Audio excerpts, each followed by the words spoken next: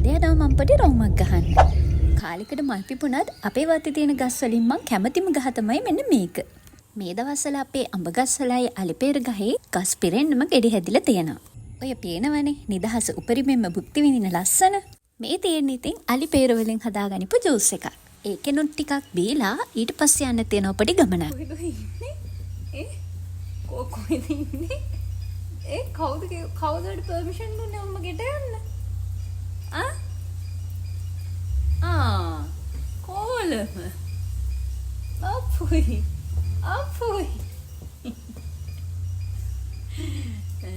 නේ බොලේ. හරි කොලමක් මේක.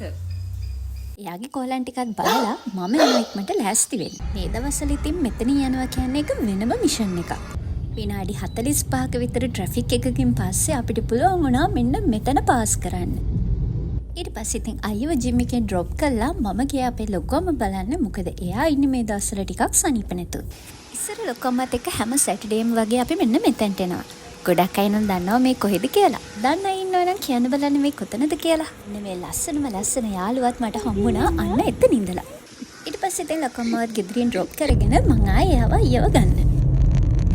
ඊට පස්සේ ඉතින් වැස්සෙම අපි දෙන්න ආයෙ ආව ජායලට අපේ වැඩ වගේක් කරගන්න. කොහොම තමයි ඉතින් අපේ අද දවසේ ගෙවිලි වරුනේ. ආයෙත් vlog එකකින් හම්බ වෙනකන් ගිහිල්ලා යන්න. බයි.